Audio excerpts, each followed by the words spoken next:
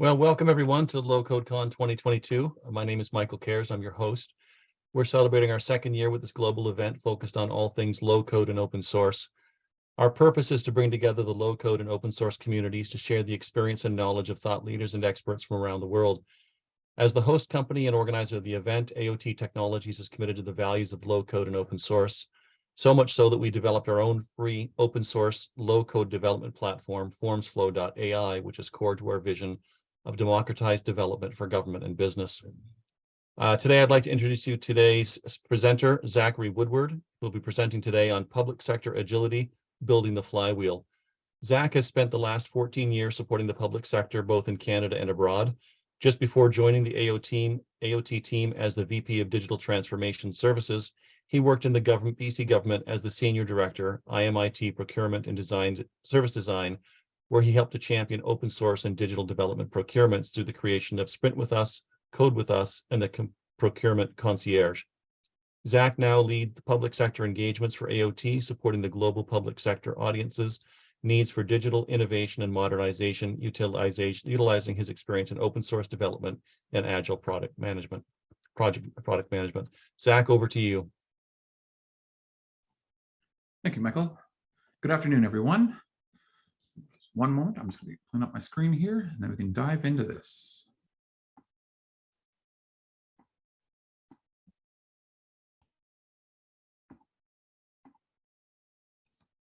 Okay, hopefully that has everything set up properly and everyone can see everything. So hello, thank you so much everyone for taking the time today to be able to join us and learn a little bit about what does it mean for public sector agility? What does it mean for building a flywheel within your organization? And then as we go through that process, what does it mean for integrations for things like open source and low code technologies within your public sector environment? We're gonna touch on the actual flywheel concept itself, go through a few things about that. And I am going to call up for a moment here that I really owe a lot of the information I understand about this to Heather Ramackle with the Developers Exchange. She was the one that first brought this concept to my mind and really was the one that kind of championed this work. So I really wanted to thank her for introducing this to me and allowing for me to be able to just kind of understand what does this mean and what is the value add and offer to the public sector environment in this space. We're going to go through the process of what does the value of a flywheel mean to your organization? How can you build your own flywheel? And then we're going to go into kind of the conversations around what does that mean for that structure of low code? And then I'll take you a walk through the actual forms flow system. And what does that mean to be able to support out your organization? So right off the bat, we need to consider a few key problems that largely remain unaddressed in the public sector environment today. And those are that there are not enough developers out there. That's just we heard that this morning in the first session for this conference. We heard about how there just isn't enough coders to be able to meet the demand that's currently in the marketplace. There's too much going on, too many businesses that are coming up with new ideas, too much overarching environments and architecture that needs to be worked on, and then we have all of the other engagements that are going on, anything from being able to put rockets on the moon to playing video games to doing all of that different stuff. There are coders at the heart of everything that we're involved in. What keeps the red and the green at the traffic light is coders behind the wheel that are controlling all of that and setting up those environments and running that technology. There just isn't enough. We have to understand that most of our internal staff skills are going underutilized. We are working in a space where we have a lot of technical resources to support from and be able to get that engagement, but they're just not being utilized in a way that helps them to bring their business knowledge and the things that we hire them for. They are smart people, but we're not using them in that capacity. By and large, they're being bogged down with busy work and things of that nature that is important to do, but doesn't enable them to be empowered to support out that long-term objective. So we have to consider what are all of those different impacts and breakdowns in the process, and how can we be engaging in those conversations to move us forward? So in comes the flywheel.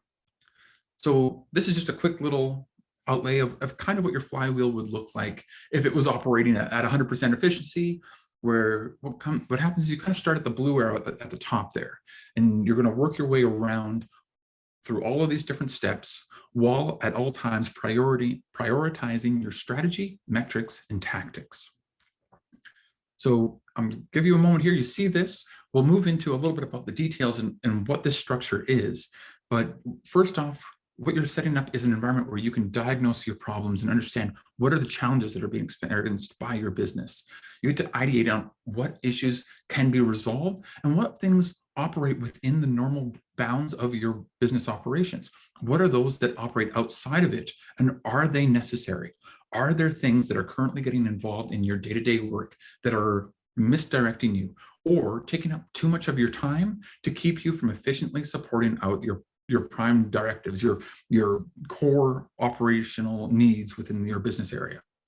As you move into the plan, it's the understanding of how can we take those ones that we did understand as being core to our strategy, our metrics and tactics, and begin to create an idea about how we want to implement, how do we want to modernize those techniques. Once you've done that, you're of course going to execute and deliver on some of those, start to actually implement some of these services, some of these technologies, some of these operations. The core to all of this is, of course, that you have to measure them. You have to have something to identify how you are going to be able to determine if you were successful. If you weren't, what things were causing you to not to be? Was it the fact that perhaps this needs to go back to that ideation stage? Perhaps you need to go back to the diagnose stage and determine, is this something that is core to our operations? Is this something that matches our strategy, metrics, and tactics? And then lastly, reporting up and reporting out on the success of what the work you've been doing, and what does it mean for you to be able to continue that cycle. And really, the idea of the flywheel is that as you begin to get this spiral going, the more you get into it, the faster it begins to go and the easier it gets to operate.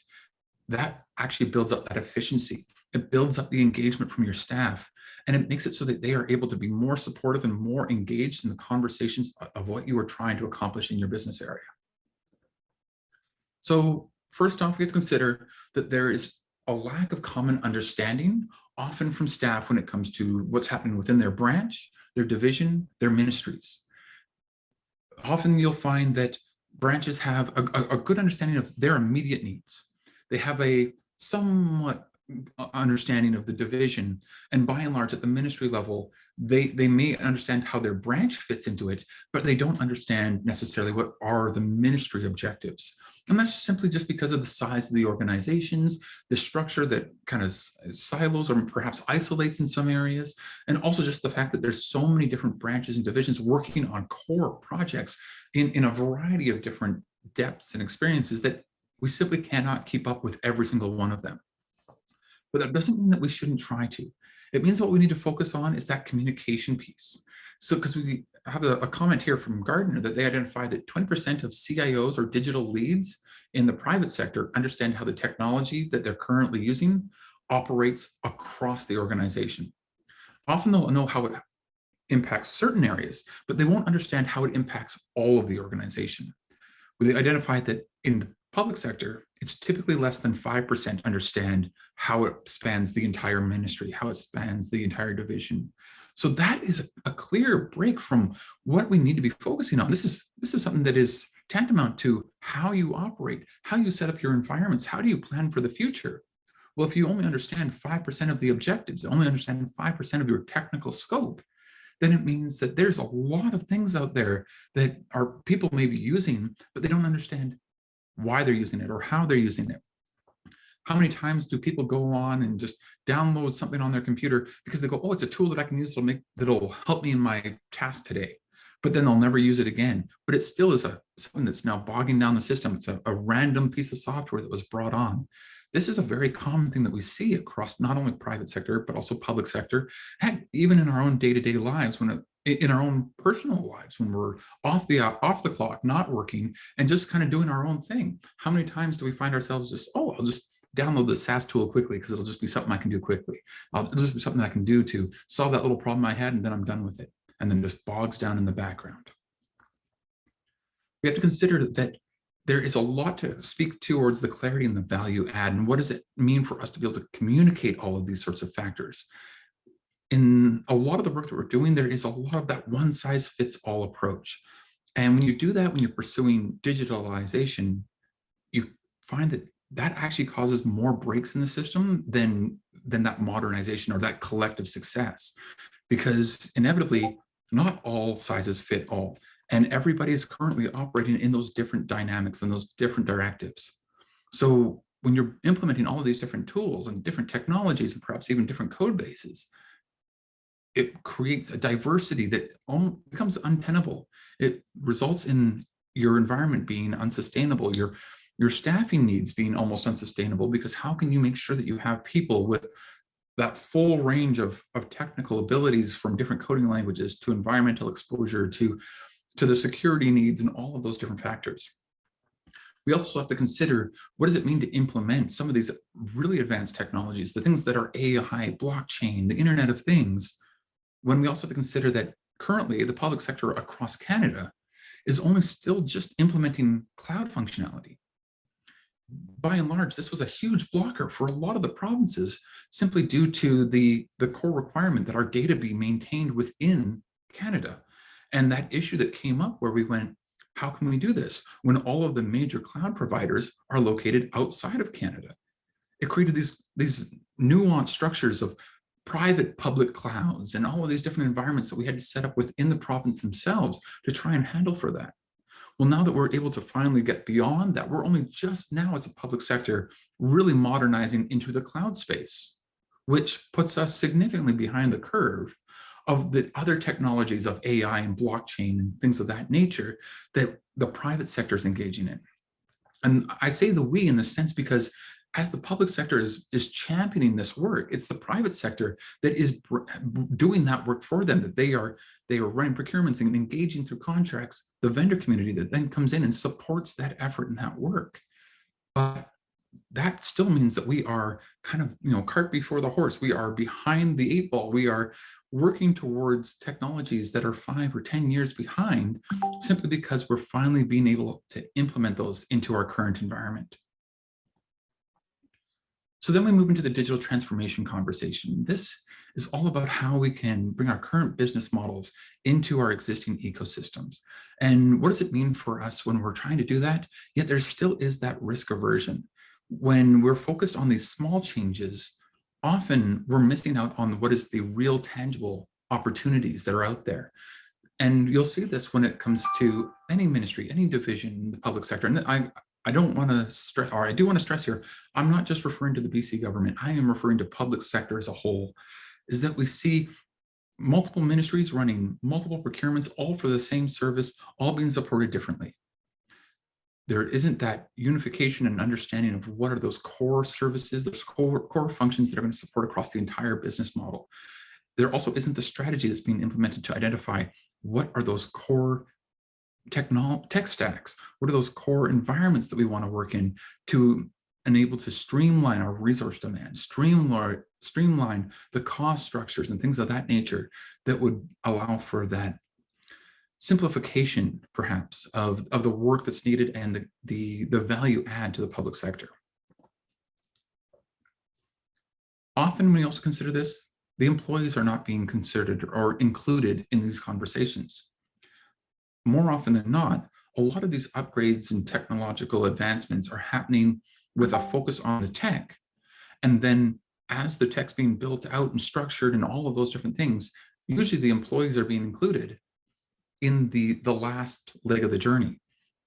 So they're not being brought in early on so that there is that understanding and adoption that's required. Instead, they're being brought into the process late in the game so that it's more of a, you have to learn this because this is the only option that we have left on the table, rather than be a part of the conversation so that you want to learn it because it's been something that you have invested your time and energy into. They show that about 70% of staff, and this is private and public sector, have identified that they don't understand what the digital transition is going to look like. They don't understand what that transformation is going to be and how it impacts their day-to-day. They don't have a good understanding of what that workload is going to mean and what it's going to change for their environment. They know that there's digital transformation going on, but they don't get to be a part of that. And it's often, kind of at arm's length. So we can't do digital without the people. Far too often, doing those sorts of things, it creates this user experience gap. And one of the core things that's always been identified when it comes to building technologies or creating those environments is understanding that if your users don't like it, if your users don't understand it, they're not going to use it. Or even worse, they're going to deliberately go out of their way not to use it. And when they do that, they're sabotaging the purpose of that digital modernization. They're sabotaging the reason for that transformation. They're going out of their way to kind of boycott or kind of, put a finger in the eye of the work that's being done there, because they go, you did this without me. You did this without consideration of what it would mean, what the impacts it means for me. So why do I feel like I have to own this? Why do I feel like I have to be a part of this conversation? So we have to consider what's in it for the internal users. And you have to consider that there's clear direction. For those employees that are going to be using this and going to be engaged in the conversation early on, they get to be a part of it. They get to understand what are the core needs to the business. And bringing it back to the flywheel, that means that they're diagnosing the problem. They're recognizing where that transformation is going, and they're understanding, because of their role as the internal users, the internal stakeholders, the people that are actually going to be dealing with this on a day-to-day basis, they get to understand, what does it mean for them to be able to implement? What does it mean for them as a core business driver towards their strategy, their tactics? What does it mean for them to be able to measure against it for success? There's increased engagement, because if they're a part of the conversation, if they're helping to build that flywheel and they're helping to promote how it's going to operate, then each checkpoint along the outside circle is going to ensure that they're going to be engaged in it. They're going to be a part of that conversation. They're going to be excited to see how it modernizes. They're also going to see, each time there's a success, how it builds momentum and how it builds up energy in the way that they're wanting to be involved in their job.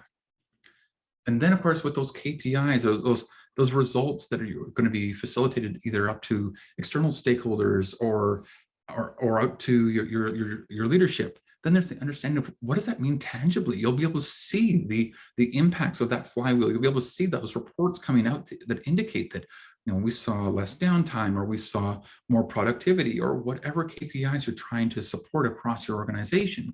The staff will be able to see that. They'll be able to see how their work is increasing the opportunities. They'll be able to see how their engagement is having that successful impact.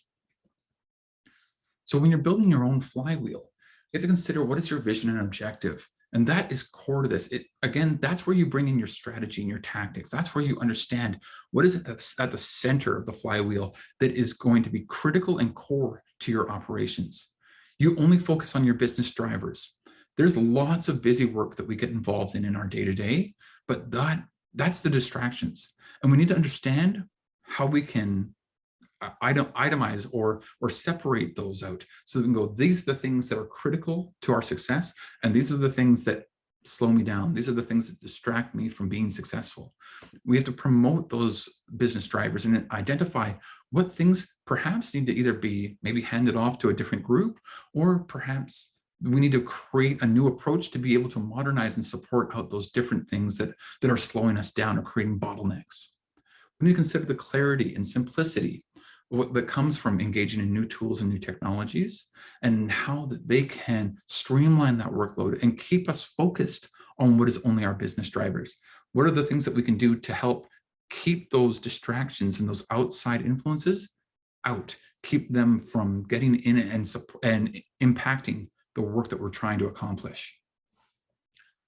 We also have to consider what allows for us to stay focused, what allows for us to keep that attention. We need to generate a list of our past and both successes and failures.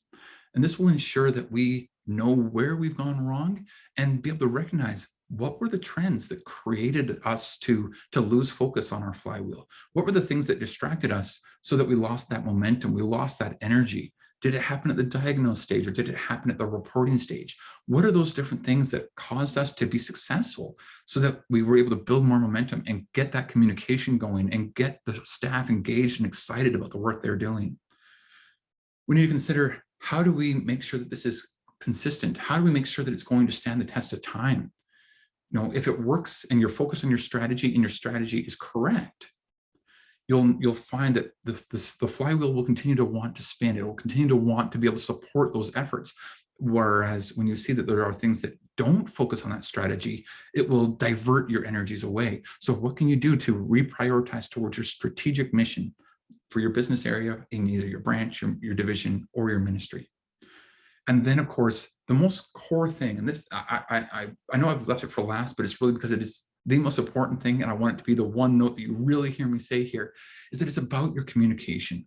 It's about the people on your team being able to see the results, be engaged in the results, and understand how that is going to be a core value for them. How is it going to make their lives better? How is it going to mean that they get to have that fulfillment and that engagement in their jobs, where they can go, yes, I can see how the success is building. I can see how the impact we're having on our neighboring branches, divisions, or on the citizen is empowering, and empowering not just success, but empowering the opportunities for other areas to be able to spin up their own flywheels and continue to build this momentum. With that being said, I'm going to take us into a little bit of a diversion here for a moment and talk a little about the tool that we've developed, which is FormsFlow.ai. And the reason why I want to focus on this with the idea of a flywheel is that we've built this entire system around the premise of low-code technologies within the open source environment, solely to be able to streamline those workloads so that you put your strategy, if you put your goals at the very center of your organization and you understand what is the function that you're trying to operate for. The key thing that I've been trying to identify across all of the flywheel is how can you empower your staff?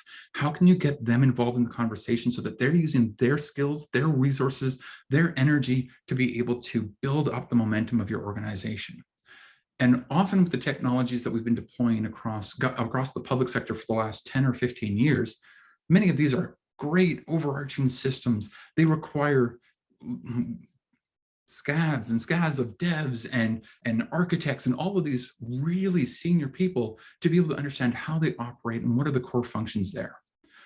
The thing that we decided to do with FormsFlow in particular is prioritize that you don't need to have those really complicated or really experienced technical resources. We want to empower those that are your business analysts, the people that are even just tech interested, so that they're able to start looking at ways to modernize your business area. They're able to use their time and energy and resources to engage into those conversations and start bringing modernization techniques into your workplace without needing to build out this entire bench strength of external resources, without needing to bring on a wave of coders when that isn't necessarily within your business model. This is a tool that's designed to bring your staff up into a more technologically empowered sense. They are able to engage in those conversations without needing to go off and get their computer science degree. They just have to be somebody who goes, you know what, I like computers and I just want to be able to mess around and create new ways for my team to be able to be successful. So what is FormsFlow.ai? Well, as I mentioned, it is a low-code platform that we developed, and really you've been hearing across a number of the different groups here, be it RoboCorp or a lot of these different groups that are talking about how we can build out this modernization. How can we build out automation? Well, FormsFlow is designed around the idea of how can we bring that technology to those people that are just wanting to be able to bring in a little bit of tech into their day job. Those people that just want to get rid of some of those little busy work tasks that are bogging down their system or bogging down their day. So we designed this as a free and open source framework that integrates across any environment. It's currently deployed specifically within the BC government on the OpenShift environment. There we are, and is key and paramount to a number of the different works that are happening with Service BC or with Freedom of Information and different groups like that that are currently using this tool to be able to modernize the workload that they're doing today. It's a low-code platform for rapidly building applications, and we've used this by integrating in a number of different tools such as Redash in order to create some dashboarding and metrics and things of that nature. As I said, that were perfect for being able to engage with your leadership or with the citizens. It's important for being able to develop quick and easy business applications, again, without the use of coders. It's just bring on a business analyst or have somebody within your space that is tech interested who would be able to kind of step into this and start building out these forms or these workflows that are bogging down your day-to-day, that are keeping your team distracted from being able to focus on your core strategy. It's a drag and drop form builder. We've built on one end the form function, which allows for you to be able to create all of those PDFs and all of that type of paperwork that just kind of gets in the way of your day. The things that require you to be able to perhaps load it up on one screen and then go in and try and edit it and add a signature and do all of those sorts of things. I myself, especially during my time in the BC government, had lots of PDF documents that I had to figure out some way to manipulate or modify that simply wasn't going to work for my current operations. In this case, just the ability to drag and drop can solve a lot of those technical issues and streamline that work effort. We have a powerful workflow engine in the use of Camunda. So we have that in the background, being able to support out who's going to approve different processes, who's going to be involved in the conversation. What is the path that this document or this work, this quantity of work has to go through within the organization in order to get the support and identify all of the needs that are happening within it. This is a perfect way for us to identify how do you go from diagnose all the way down to plan, over to execute, up to report. All of those different things from the outside of the flywheel are perfectly identified within the workflow engine so that you're able to engage in that and be able to streamline and support out those conversations. We use advanced analytics and as I just said, we use Redash to be able to support out those dashboarding tools. That way you can have that visualization for your leadership. You can have that visualization for the citizens so that they can see and understand how are you improving? How are you delivering those services? How are you making not just your lives, but the citizens' lives or the leadership's lives better by doing these processes? We also have identity management. So we have built this with an understanding of the current environment within the BC government, but also with a consideration towards public sector in general. I'm not to say that it's only public sector, that's just the nature of this particular talk, but we built this with the understanding of what does it mean for us to have identity access management, things like Keycloak and all of those different technologies in the background to be able to ensure that you can be IDER or other identity access management requirements recognized within this system. And of course, with RoboCorp having led off the conversation just yesterday, we're talking about robotic process automation. And what does it mean for them to be able to engage in this and be able to even expedite some of those external ring tools as well? What things can we ensure that don't need to have that engagement from the staff? What are those things that it's just an email, but it still is distracting your team a minute, an email at a time, whatever that may be? Being able to automate a lot of that helps to just build up that flywheel, helps to expedite that turn, and helps to increase the productivity of your team, increase the productivity of the services that are being offered, and ensures that the customer, the citizen experience is improved because they understand that as soon as they hit submit, as soon as they engaged in the system, it was already working in their favor. We connect to basically everything at this point. We have tons of different API structures working within the public cloud, private cloud, being able to work with robotic process automation. As I just mentioned, there's just so much that's going on in this tool and all of the frameworks that we've been trying to support out to ensure that no matter where you're at in your journey, no matter where you're at in your conversation, you're able to come to us, we'll come to you and be able to problem solve together. We want to make sure that whatever problems you're experiencing, there is a solution that we're able to quantify. There is a solution that we can use to help to get that flywheel turning. We can deploy it anywhere. I know one of the things that I called out earlier was the idea that we're still only just now seeing the public sector across Canada engage in the cloud conversation, or at least in the more public cloud conversation. But we can see that we have worked with Azure and AWS and with OpenShift and Google to be able to do these kinds of engagements. We're familiar with those cloud structures and what does it mean for how it operates within your business model. So being able to deploy on any of these services is core and tantamount to how we can be successful in ensuring that you and your business model is being supported, as well as that it isn't going to require you to have to then bring on that wave of developers, that it is something that you can support within your own organization. So the benefits at the end of this is that there is no licensing cost. It's, as it said there, it's an open source, it is a free tool. We do have models where we can support out when it comes to modernization or when it comes to doing those upgrades and expansions of the service. But if you just want to have something to kind of plug around and play with, there's no licensing cost. Feel free to be able to use this and try it out and test it.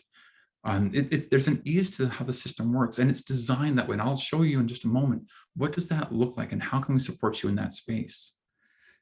Because of how it's being deployed, you own your own data. There's nothing that we're not involved in that conversation. So if you have privacy or security risks that you have to consider in this space, this is a tool that sits in your own environment. Your data sits in your own environment. You own all of that process.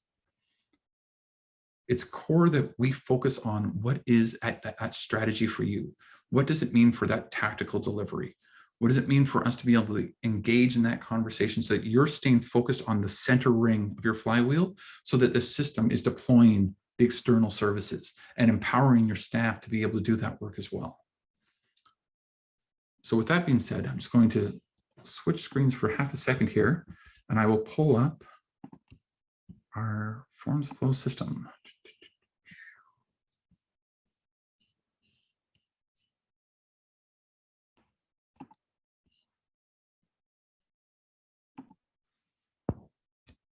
All right. So what I've brought up here is just a quick instance of the formsflow.ai system, in particular the form builder. So what you can see here is a simple layout for our form creation field, where you're able to go through any of these basic, advanced, these layout, data, and premium services to be able to engage in how you want to build out those low-hanging fruits, those things that are bogging down your staff's day-to-day. Understanding that a lot of this is very easy to go through, so we'll just drop in a couple of text fields.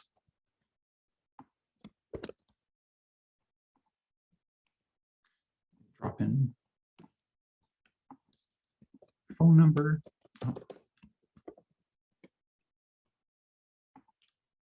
And a checkbox, why not? Just for the fun of it. This is, I've not put a lot of work into this one. This is very simple here. So we're just going to call this.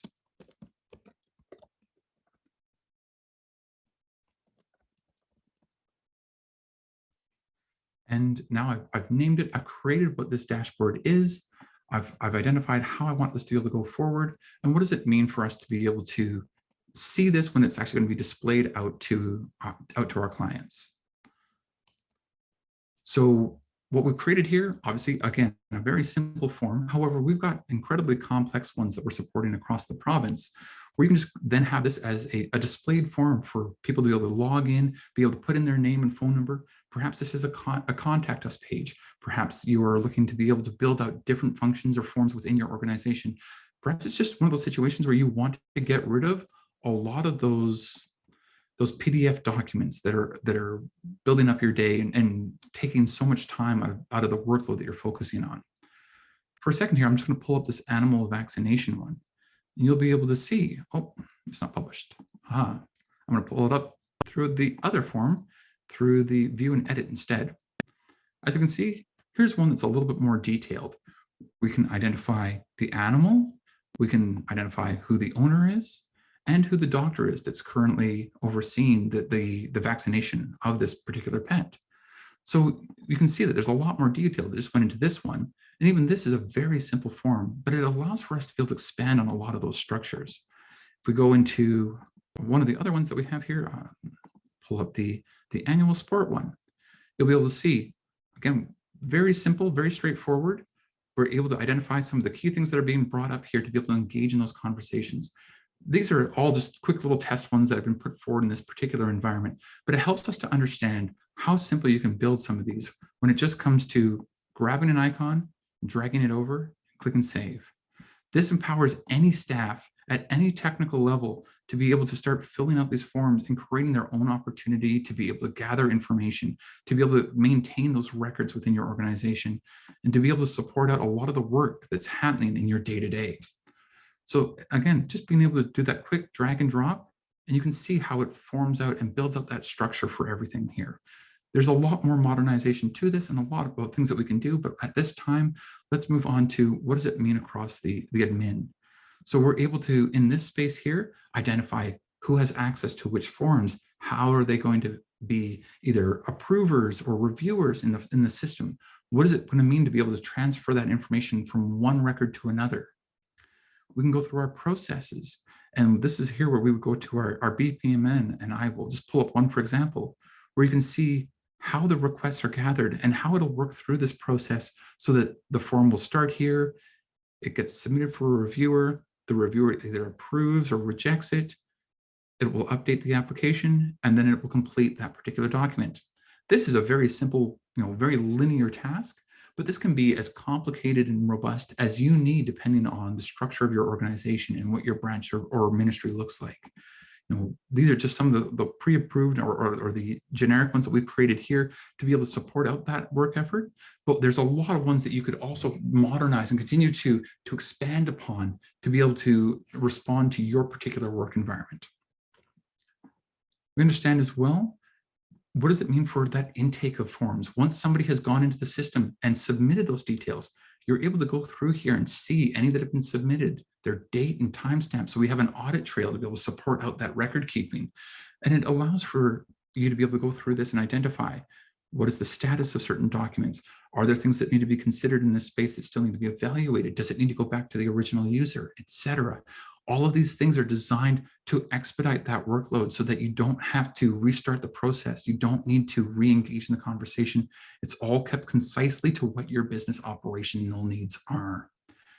And then, of course, if we look at, say, something like the dashboards, now these are just all of the different ones that have been created up to date. As you can see, there's almost 19 pages of random forms that we've been able to build out and test within this space. Some of them with ridiculous names, obviously, 12 test form, etc. But this gives you an idea of the total submissions that have been created. What does it mean for us to be able to go through and evaluate and review and make sure that those audit trails and histories are being captured there for the work that you're involved in? This is core to the form and function of your business model and the work that you're trying to do in this space. We want to ensure that you've got nice, easy, simple tools that your staff can just jump into and start to play with, start to modernize their form and function with, that isn't going to require that they need to really take that time away to be able to build out something entirely new, or take that time away to be able to understand what is the dev environments or those kind of demands and needs require. So lastly, one of the core things that we wanted to point out here is just what we've done with the Forms Flow site itself.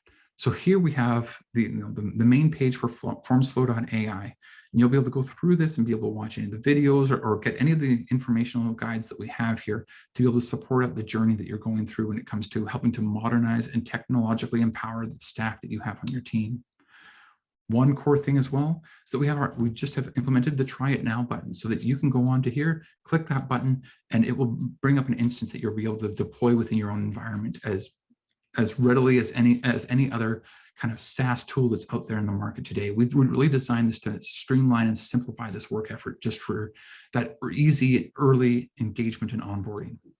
So with that being said, I'm gonna stop here, but I just wanted to point out at the end of the day, what this is all about is empowering all of your staff, not requiring you to bring on those super literate computer science, full stack developers. It's about being able to take any staff that you have on your team and understanding that they bring business experience, they bring an understanding of your core values, and how can you empower them to use simple tools, these low code and open source environments and technologies that have been designed specifically to be able to encourage them to specifically to help them understand what is your strategy, what are your tactics, what are those things that you're trying to deploy within your environment, so that they can start to build flywheels of their own and help to modernize their own tech space, help to modernize the way they approach their business needs.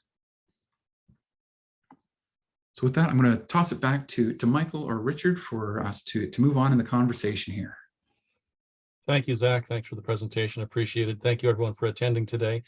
There's only one question that came up from the audience, and that was what's the best way to utilize or to get started with this kind of a tool? Right off the bat, it's to go to the FormsFlow webpage. It's formsflow.ai. There we have instruction manuals and we have the information to be able to walk you through all of that process. There is the Try It Now button, obviously, to be able to just download a version of it and be able to wrap it up in your own environment. But there's also, we have it listed on GitHub. So if you're just interested in going through all of our notes and the learned experiences that we've had in the past in regards to the development of this program, feel free. We want to make sure that this is as open and available to everyone so that they can use this as they see fit. This is kind of our commitment to the low code and open source community to ensure that we are championing that effort of empowering all staff at all levels. Thank you, Zach. Thanks everyone for joining us today. We really appreciate everyone's attendance. And Zach, your presentation today, very much appreciate everyone. Thank you for joining. Thank you all. That move, for example, corporate email outside of the corporate to their own personal Gmail account. And they do this by simply copying the content of the email rather than forwarding the email. So forwarding the email is in most cases not allowed to personal account, but copying the content is much more difficult to detect. And of course, this is one example, but it's far more than just email. There are many examples where there's an opportunity to move data outside of the organization by copying the content.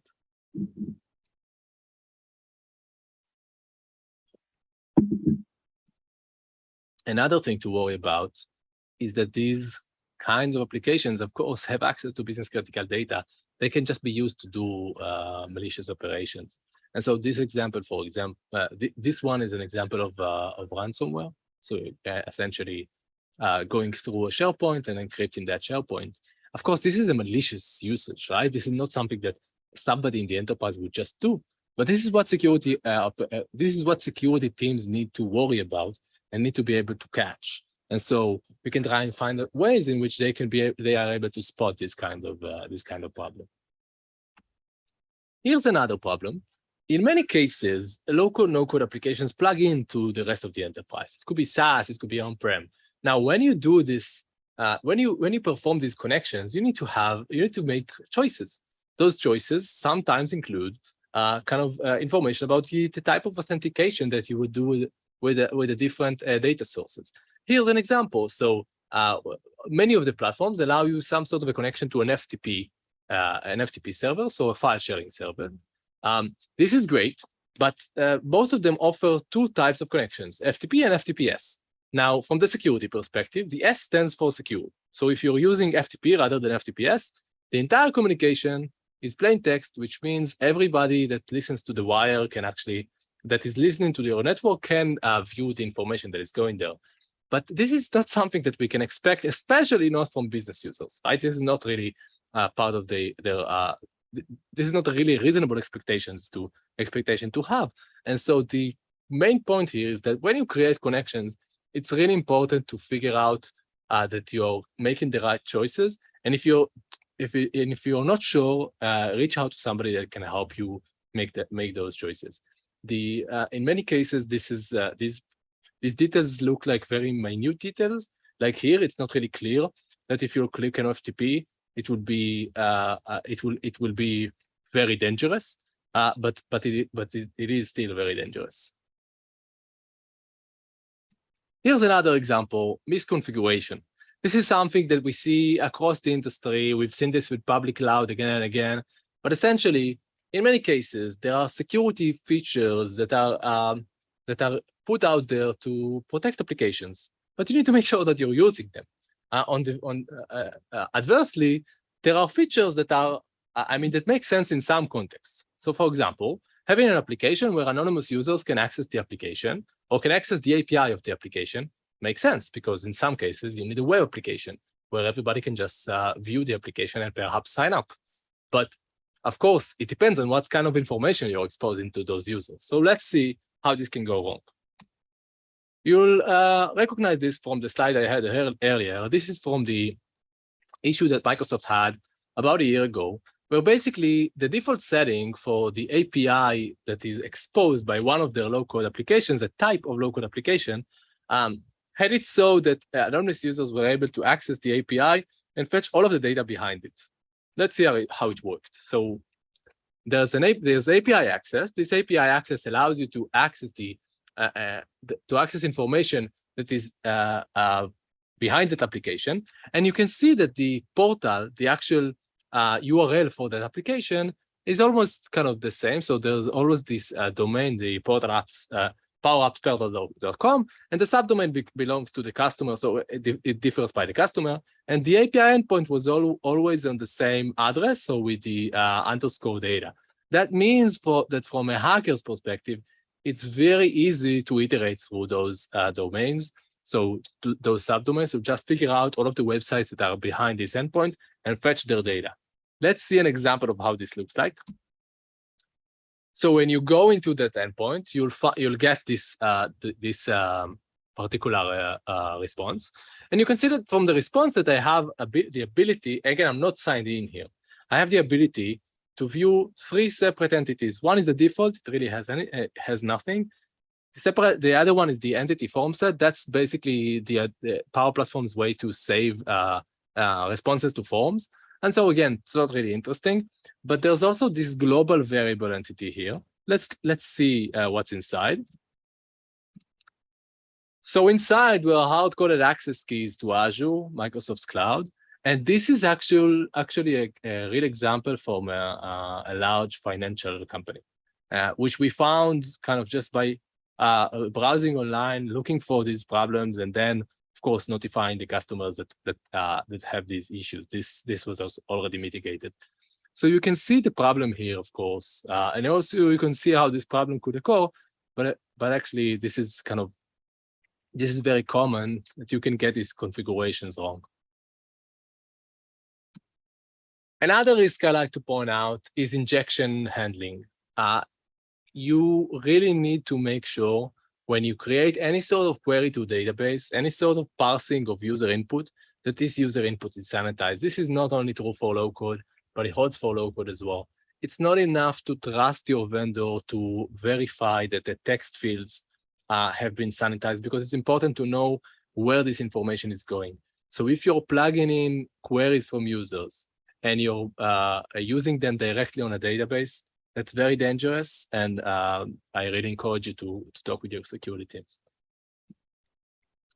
The next risk that we typically see is just components. So you could be plugging in widgets from a marketplace. You could be taking open source projects.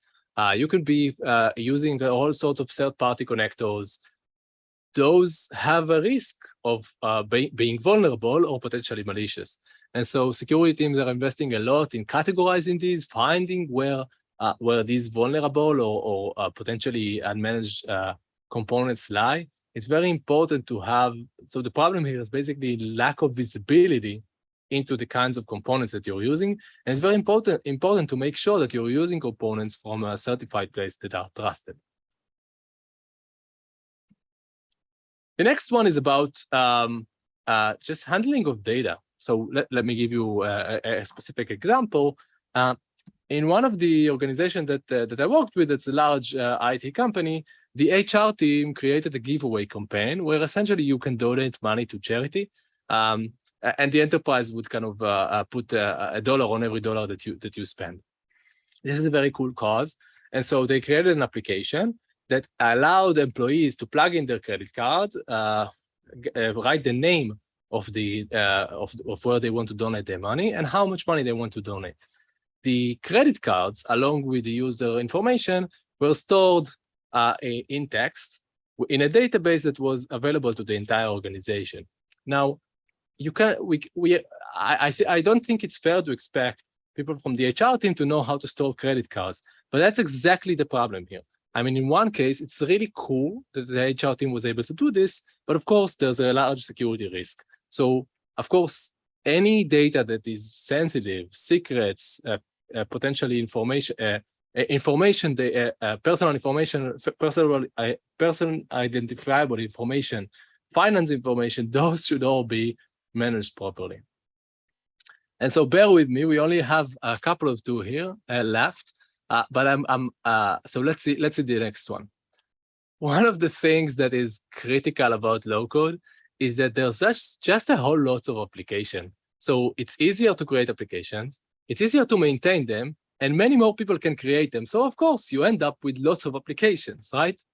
This is the problem, is that some of these applications that are built by specifically by citizen developers can become very popular. And when they do, it's really a good point to get somebody from IT involved so they can be monitored. So if somebody leaves the organization, then somebody else would pick up the ownership of that application. And in many cases, we see lots of low-code, no-code applications that are still there, are still used but are abandoned by their creator because they moved to another role or maybe to another company. So this is, again, another area of concern. And the last one that I'm going to stress out is simply logging and monitoring. So just figuring out what's happening within those applications, who's using those applications, who's accessing them, and making sure that these logs are sufficient. In many cases, this is kind of lacking. And so I want to leave some time for questions. So let's stop here, and I will and we'll do a very quick recap of what we've seen so far and go to questions. So we've seen that low-code, no-code is rapidly growing within the enterprise, and it's actually already in most of the large enterprise out there. There's also a shift to focus on business users alongside enabling professional developers. Application security teams are a concern to the growth that might be inhibiting growth, but if you do it correctly and you have the conversation with the security team and you help them cover their needs, security can be a driver for low-code, no-code adoption. And that would be really empowering and allow the enterprise to move forward with low-code, no-code, because it could be a more secure way to build applications. And lastly, we saw the top 10 risks for low-code, no-code security. There's a whole bunch of information out there in the web about this project, a lot more than just what I've shared today. And please, we are always looking for collaborators, so reach out. There's a lot of opportunity, so thank you very much. Thank you, Michael. That was great. Really appreciate your presentation today. There are a few questions that have come up. The first one is, can we rely on presentation tests to ensure security? Sure. So I'm guessing this refers to penetration testing. Penetration tests, yes. So unfortunately, my answer, so my opinion is no, and let me tell you why. Penetration testing is really important. It helps you identify cases where the application might be exposing a vulnerability. The problem is that most modern penetration tests, they do not treat low-code, no-code applications separately or in a different way than they would a pro-code application.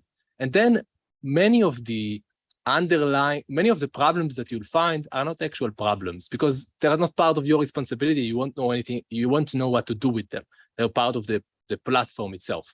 And there might be some controls that are preventing the issue. So my recommendation would be, if you're aiming for penetration tests to help you with security of low-code, no-code apps, make sure you're using a vendor that is doing specific tests that are specific for low-code, no-code, that is an expert in the platform where you've built the application.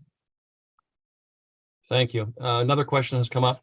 How can business leaders get buy-in from IT and security teams to accelerate low-code, no-code adoption? So the number one thing, this is a very good question. The number one thing to do is, first of all, to understand their concerns, understand why they might be cautious, and then address them. The first thing that they are looking for is to make sure that they are not losing control, that they still will have visibility.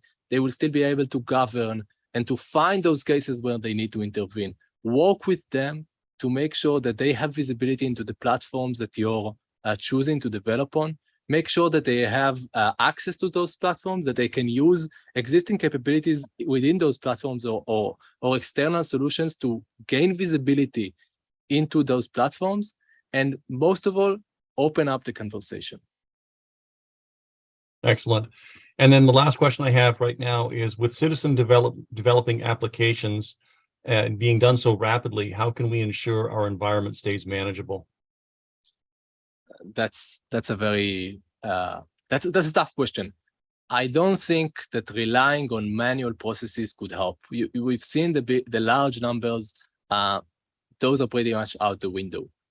I mean, the biggest with organizations that I've been working with, the number one thing that is helping them reduce risk is setup automations, where they identify, where they categorize and identify the crucial risks, and you can use the OWASP top 10 for that. They identify them and they mitigate them as they become available. Thank you. That's the last of our questions. Michael, I want to thank you for joining us today. I want to thank all the attendees for joining your webinar and for joining LowCodeCon 2022. Thank you, everybody.